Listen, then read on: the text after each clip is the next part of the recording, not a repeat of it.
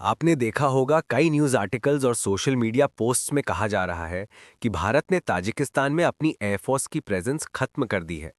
कुछ लोग तो ये भी लिख रहे हैं कि अफगानिस्तान ने भारत को बगराम एयरबेस सौंप दिया है, जिसे कभी अमेरिका का सबसे महंगा एयरबेस कहा जाता था।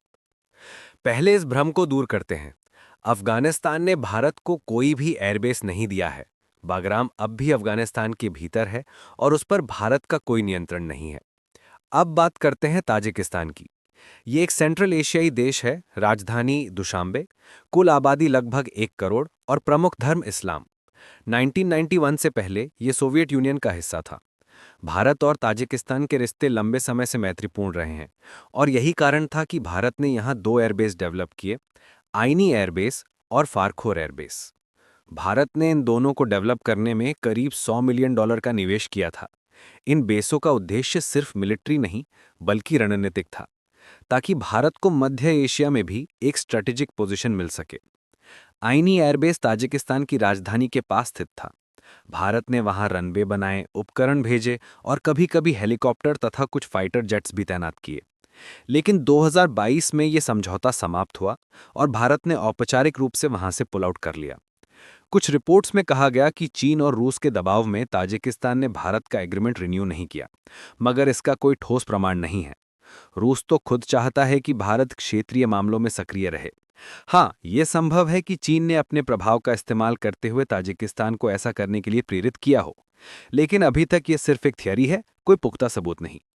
अब सवाल उठता है कि क्या भारत का वहां अब भी कोई बेस बचा है? कई रिपोर्ट्स के अनुसार फारखोर एयरबेस अब भी भारत के नियंत्रण में है और यही भारत का पहला विदेशी सैन्य अड्डा था। भविष्य में देखना दिलचस्प होगा कि क्या भारत यहां अपनी मौजूदगी बनाए रखता है या धीरे धीरे पूरी तरह वापस खींच लेता है। वास्तविकता यह है कि भारत अब अपने मिलिट्री फुटप्रिंट को धीरे धीरे इंडियन ओशन रीजन की ओर शिफ्ट कर रहा है। ओमान के डकम पोर्ट, मॉरिशस, सेशल्स और मैडागास्कर जैसे स्थानों पर भारतीय नौसेना की मौजूदगी लगातार बढ़ रही है। यानी भारत अब समुद्री सुरक्षा पर ज्यादा ध्यान दे रहा है। ये रणनीति इस बात की ओर इशारा करती है कि भारत स्थलीय एयरबेस की बजाय अब समुद्री पावर प्रोजेक्शन पर भरोसा कर रहा है। तो निष्कर्ष ये निकलता है कि ताजिकिस्तान से भारत का निकलना कोई हार नहीं, बल्कि रणनीतिक पुनर्संतुलन है। भारत अब अपनी ताकत वहां केंद्रित कर रहा है जहां उसकी आर्थिक और सामरिक जरूरतें सबसे ज्यादा है। फिर भी ये कहा जा सकता है कि पाकिस्तान और चीन के लिए एक जियोपॉलिटिकल विन जरूर है, क्योंकि आइनी एयरबेस भारत के लिए संभवतः बहुत महत्वपूर्ण था। लेकिन भारत अब भी दुनिया के सबसे तेजी से उभरते सैन्य और टेक्नोलॉजिकल राष्ट्रों में से एक है और आने वाले समय में उसके ओवरसीज बेस नेटवर्क और मजबूत होंगे। तो यही थी आज की रिपोर्ट। भारत, ताजिकिस्तान और एशिया की बदलती रणनीति पर एक संपूर्ण विश्लेषण। नई अपडेट्स जैसे ही आती हैं, मैं उन्हें लेकर फिर हाजिर होऊंगा।